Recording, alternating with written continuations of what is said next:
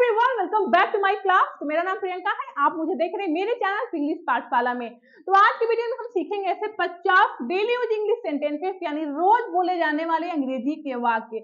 अगर आप आज से इवन अभी से इंग्लिश बोलने की शुरुआत करना चाहते हैं तो ये सेंटेंसेस आपके लिए बहुत ही यूजफुल होने वाले हैं, क्योंकि आप इन सेंटेंसेस से इंग्लिश बोलने की शुरुआत कर सकते हैं, क्योंकि बहुत ही यूजफुल सेंटेंसेस हैं जिन्हें हम अपने एवरीडे कन्वर्सेशंस में यूज करते हैं। बहुत ही इजी है, इसमें ज्यादा ग्रामर्स के रूल्स अप्लाई नहीं हुए हैं, बहुत ही सिंपल सेंटेंसेस है जो आपको एक बार में ही याद हो जाएगा। तो without wasting time let's get started the video. तो आज हमारा पहला सेंटेंस है मुझे जाने दो। तो जब भी आपको कहीं भी बोलना है कि मुझे जाने दो तो उसे आप इंग्लिश में बोलिए लेट मी गो। जैसे आप अपने फ्रेंड के साथ बैठे हुए हैं और आपको वहां से निकलना है तो हम बोलते हैं कि मुझे जाने दो, मुझे लेट हो रहा है। तो बोल सकते हैं I am getting late, let me go, मतलब मुझे जाने दो, मुझे लेट हो रहा है। तो जब भी नेक्स्ट टाइम आपको बोलना है कि मुझे जाने दो तो उसे आप इंग्लिश में बोलिए लेट मी गो।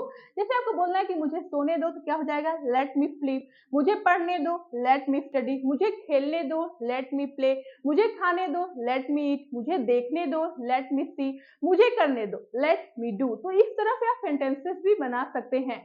यहाँ पे देखिए, जैसे आपको बोलना है कि उसे जाने दो तो क्या हो जाएगा लेट हिम गो, या बोल सकते हैं लेट हर गो। कोई लड़का है तो हम हिम का यूज करते हैं, जैसे उसे जाने दो तो क्या हो जाएगा लेट हिम गो। अगर आपको किसी लड़के के बारे में बोलना है तो उससे जाने दो तो क्या हो जाएगा लेट हर गो। तो इस तरह से आप सेंटेंसेस बना सकते हैं। तो नेक्स्ट टाइम जब भी आपको बोलना है कि मुझे जाने दो तो उससे इंग्लिश में बोलिए लेट मी गो। नेक्स्ट है लाइट बंद कर दो। बहुत ही कॉमनली यूज सेंटेंस है जो हम घर में कितनी बार बोलते हैं कि लाइट बंद कर दो, पंखा बंद कर दो, टीवी बंद कर दो। तो जब भी आपको बोलना है कि लाइट बंद कर दो तो उसे आप इंग्लिश में बोलिए स्विच ऑफ द लाइट। देखिए, स्विच ऑफ एक फ्रेजल वर्ब है और जिसका यूज हम करते हैं जैसे लाइट बंद करने के लिए, पंखा बंद करने के लिए, फ्रिज, एसी, कूलर, टीवी, जो भी आपको बंद करना है उसके लिए आप स्विच ऑफ का यूज करिए। सबसे पहले आपको लगाना है स्विच ऑफ, उसके बाद उस ऑब्जेक्ट का नाम। जैसे आपको बोलना है कि पंखा बंद कर दो तो क्या हो जाएगा switch off the fan. TV बंद कर दो switch off the TV. Fridge बंद कर दो स्विच ऑफ द फ्रिज। तो इस तरह से आप सेंटेंसेस बना सकते हैं। अब देखिए, जैसे आपको बोलना है कि पंखा चालू कर दो या लाइट चालू कर दो तो कैसे बोलेंगे स्विच ऑन द टीवी या switch on the fan, switch on the light. तो बंद करने के लिए हम स्विच ऑफ का यूज करेंगे और चालू करने के लिए स्विच ऑन का। जैसे आपको बोलना है कि लाइट चालू कर दो तो हो जाएगा स्विच ऑन द लाइट। पंखा चालू कर दो switch on the fan. TV चालू कर दो स्विच ऑन द फैन। तो इस तरह से आप बहुत सारे सेंटेंसेस बना सकते हैं। तो जब भी आपको बोलना है कि लाइट चालू कर दो, लाइट फैन चालू कर दो, तो बोलिए switch on the light, switch on the fan. बंद करने की बात करिए तो स्विच ऑफ लगा दीजिए। देखिए, बहुत ही इजी है, इसमें आपको ज्यादा ग्रामर का अप्लाई नहीं करने हैं, बस आपको वर्ड्स मीनिंग की हेल्प से, फ्रेजल वर्ड की हेल्प से बहुत सारे सेंटेंसेस बना सकते हैं और इन सेंटेंसेस को आप इंग्लिश में बोल सकते हैं। नेक्स्ट ये वाला, जैसे हम बोलते हैं कि ये वाला दो, या जैसे आप किसी शॉप पे हैं, कोई चीज खरीद रहे हैं, आप दुकान वाले को बोलना चाहते हैं कि ये वाला दिखाइए तो ये वाला, उसे आप इंग्लिश में बोलिए दिस वन। जब भी आपको बोलना है कि ये वाला दो तो बोल सकते हैं गिव मी दिस वन। जैसे आपको बोलना है कि ओ वाला दिखाइए, जैसे ये वाला तो हमने बोला दिस वन, ओ वाला कोई चीज दूर है, दुकान पे ही आप है, आपको बोलना है कि ओ वाला दिखाइए तो कैसे बोलेंगे दैट वन। तो ये वाला दिस वन, ओ वाला तो क्या बोलेंगे दैट वन, क्योंकि हम दैट का यूज करते हैं दूर की चीजों के लिए। जो कोई चीज एक है लेकिन दूर है तो हम बोलते हैं दैट, दैट को वहां पे यूज करते हैं। तो ओ वाला दिखाइए तो क्या हो जाएगा दैट वन। तो नेक्स्ट टाइम जब भी आपको बोलना है कि ये वाला तो बोलिए दिस वन, ओ वाला दैट वन। नेक्स्ट है तैयार हो जाओ। किसी को बोलना है कि तैयार हो जाओ, जैसे घर में कोई घर में आपके बच्चे हैं, आपको बोलना है कि स्कूल के लिए तैयार हो जाओ या तैयार हो जाओ तो उसे इंग्लिश में बोलिए गेट रेडी। तो जब भी आपको किसी को बोलना है कि तैयार हो जाओ तो बोलिए गेट रेडी। देखिए, तैयार हो जाने के लिए हम यूज करते हैं गेट रेडी या गेट ड्रेस्ड। लेकिन आपको किसी को बोलना है कि तैयार रहना, जैसे आपने अपने घर में किसी को कॉल किया कि तैयार रहना, मैं तुम्हें लेने आऊंगा, तो तैयार रहना उसे इंग्लिश में हम बोलते हैं बी रेडी। क्या बोलते हैं बी रेडी। तो तैयार हो जाओ तो बोलेंगे गेट रेडी, तैयार रहना तो बोलेंगे बी रेडी। दोनों में डिफरेंस है। जब भी किसी को बोलना है तैयार रहना बोलिए बी रेडी, तैयार हो जाओ बोल दीजिए गेट रेडी। नेक्स्ट है झूठ मत बोलो। भाई देखिए, जैसे आज सेंटेंस हम बहुत बार यूज करते हैं, जैसे हम किसी से पूछ रहे हैं और वो बता नहीं रहा है, झूठ बोल रहा है, तो आप बोलते हैं कि झूठ मत बोलो सच बताओ। तो क्या बोलेंगे डोंट लाई। झूठ मत बोलो डोंट लाई। तो लाई का मतलब होता है झूठ बोलना, तो झूठ मत बोलो डोंट लाई। नेक्स्ट है चिंता मत करो। भाई कोई किसी चीज को लेके परेशान है, जैसे किसी के अच्छे मार्क्स नहीं आए हैं या किसी के साथ कुछ ऐसा हो गया है कि किसी चीज को लेके परेशान है, अपसेट है, आपको बोलना है कि चिंता मत करो, तो बोलिए डोंट डोंट पैनिक। क्या बोलेंगे? डोंट पैनिक, या बोल सकते हैं डोंट वरी। वरी की पैनिक की जगह आप वरी का भी यूज करते हैं, दोनों का मतलब है कि चिंता मत करो। तो नेक्स्ट टाइम जब भी किसी को बोलना है कि चिंता मत करो, तो बोलिए डोंट पैनिक, या बोल सकते हैं डोंट वरी। एंड हमारा अगला सेंटेंस है मेरा सर मत खाओ। घर में बच्चे होते हैं तो अक्सर सर खाते हैं, परेशान करते हैं, तो हम थोड़ा सा इरिटेट होकर बोलते हैं ना कि सर मत खाओ, तो उसे इंग्लिश में बोलिए डोंट नैग मी। तो नैग का मतलब होता है सर खाना, तो मुझे परेशान मत करो या मेरा सर मत खाओ, तो बोलिए डोंट नैग मी। तो नेक्स्ट टाइम जब भी आपको किसी को बोलना है कि मेरा सर मत खाओ, तो बोलिए डोंट नैग मी। एंड अगला है चिल्लाओ मत। ये भी देखिए घर में यूज होने वाला सेंटेंस है। जैसे बच्चे हैं, चिल्ला रहे हैं, तो हम बोलते हैं कि चिल्लाओ मत। या घर में जैसे आपका किसी से फाइट हो गया है, झगड़ा हो गया है, किसी को बोलना है कि चिल्लाओ मत, या हमारा किसी से आर्ग्यू हो जाता है, तो हम बोलते हैं ना कि चिल्लाओ मत, तो उसे इंग्लिश में बोलिए डोंट शाउट। तो जब भी किसी को बोलना है कि चिल्लाओ मत, तो बोलिए डोंट शाउट। जैसे आपको बोलना है कि रो मत, क्या हो जाएगा? Don't cry. शाउट की जगह आप क्राई लगा दीजिए। तो चिल्लाओ मत हो गया डोंट शाउट, रो मत डोंट क्राई। अगर आपको बोलना है कि खाओ मत, डोंट ईट, पियो मत, डोंट ड्रिंक, सो मत, डोंट स्लीप, जाओ मत, डोंट गो, आओ मत, डोंट कम। तो इस तरह से आप बहुत सारे सेंटेंसेस भी बना सकते हैं। और हमारा नेक्स्ट सेंटेंस है मेरी कसम खाओ। जैसे आप किसी से कुछ पूछ रहे हैं और वो बता नहीं रहा है, आपको लगता है कि शायद वो झूठ बोल रहा है, तो हम बोलते हैं ना कि मेरी कसम खाओ, तुम झूठ नहीं बोल रहे हो, तो मेरी कसम खाओ। तो जब भी आपको किसी को बोलना है कि मेरी कसम खाओ, तो उसे इंग्लिश में बोलिए स्वेयर बाय मी, मतलब मेरी कसम खाओ। तो स्वेयर बाय मी। तो नेक्स्ट टाइम जब भी आपको किसी को बोलना है कि मेरी कसम खाओ, तो उसे इंग्लिश में बोलिए swear by me. And next sentence में मैं भूखा हूं या मुझे भूख लगी है। जब भी आप ये बोलते हैं कि मुझे भूख लगी है या मैं भूखा हूं, तो उसे आप इंग्लिश में बोलिए आई एम हंग्री। देखिए आई एम का मतलब हो गया मैं हूं, और हंग्री का मतलब हो गया भूखा। तो मैं क्या हूं? मैं भूखा हूं, तो क्या हो जाएगा? I am hungry. अगर आपको बोलना है कि मैं प्यासा हूं, तो हो जाएगा आई एम थर्स्टी। क्या हो जाएगा? थर्स्टी। तो थर्स्टी का मतलब होता है प्यासा या प्यास लगना। तो मैं भूखा हूं या मुझे भूख लगी, तो आपने बोला आई एम हंग्री। मुझे प्यास लगी है, आई एम थर्स्टी। अगर आपको बोलना है कि मैं खुश हूं, तो हो जाएगा आई एम हैप्पी।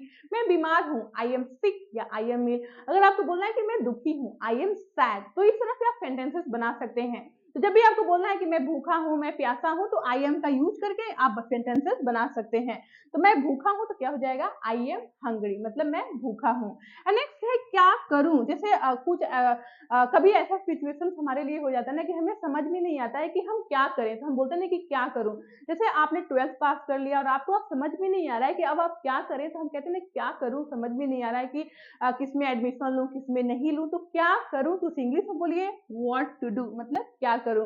तो जब भी आपको बोलना है कि क्या करूं, तो बोलिए व्हाट टू डू। जैसे आपको बोलना है क्या खाऊं, तो क्या हो जाएगा? What to eat. क्या हो जाएगा? क्या पढ़ूं, व्हाट टू स्टडी। क्या कहूं, व्हाट टू से। कब आऊं, व्हेन टू कम। कैसे कहूं, हाउ टू से। तो इस तरह से आप सेंटेंसेस भी बना सकते हैं। तो क्या करूं, जब भी आपको बोलना है तो बोलिए व्हाट टू डू, मतलब क्या करूं। एंड अगला है यह क्या है। जैसे कोई चीज है, हम पूछते ना कि यह क्या है, तो कैसे पूछेंगे?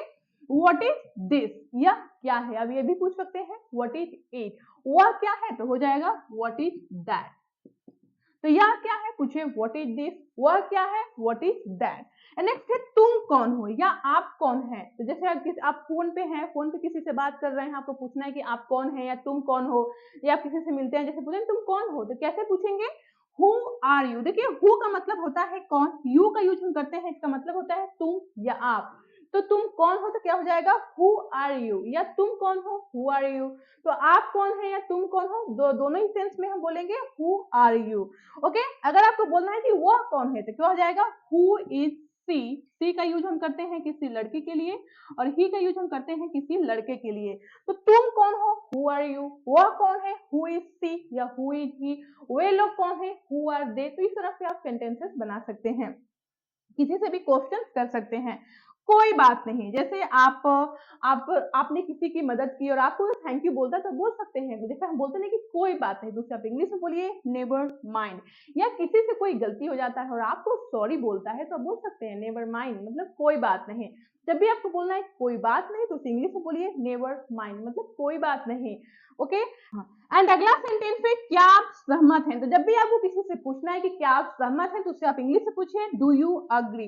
देखिए अग्री का मतलब होता है सहमत होना। तो देखिए अब जब भी आपको किसी से पूछना है कि क्या आप सहमत हैं, तो पूछिए डू यू अग्री। आप ये नहीं कहेंगे कि आर यू अग्री। देखिए बहुत लोग पूछते हैं कि आर यू अग्री, तो ये इनकरेक्ट सेंटेंस है, क्योंकि ये प्रेजेंट सिंपल टेंस का सेंटेंस है, क्योंकि लास्ट में क्या आया है हमारा सहमत तो आया है। तो कैसे पूछेंगे डू यू अग्री, क्योंकि इसमें हम डू और डज हेल्पिंग वर्ड का यूज करते हैं। डू के यू के साथ हेल्पिंग वर्ड डू लगाते हैं। जब भी हम क्या से क्वेश्चन करते हैं तो हेल्पिंग वर्ड पहले आता है।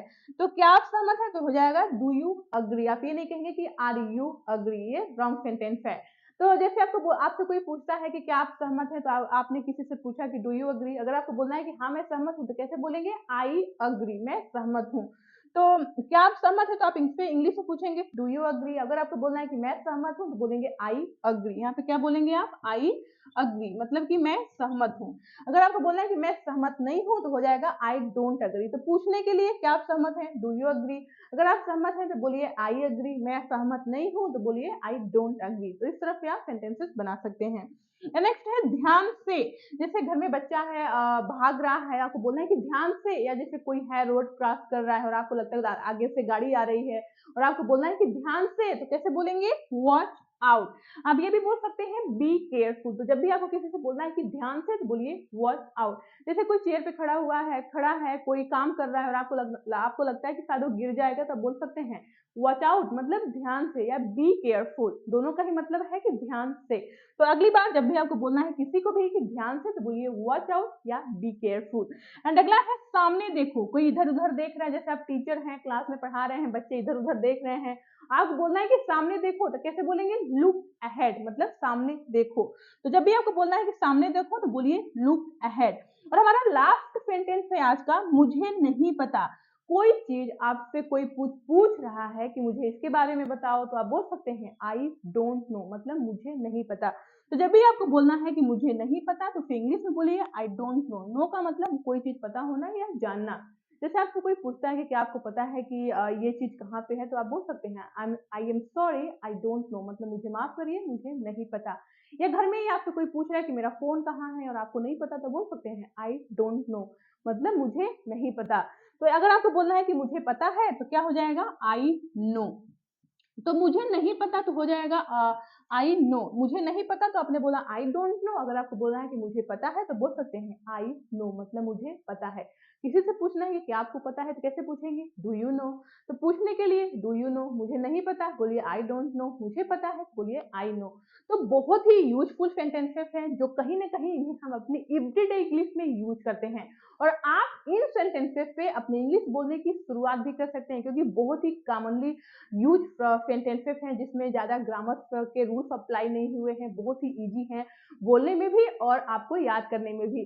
तो इन सेंटेंसेस से आप इंग्लिश बोलने की शुरुआत कर सकते हैं। तो इस वीडियो में आपने ऐसे सेंटेंसेस सीखे हैं जो बहुत ही यूजफुल हैं।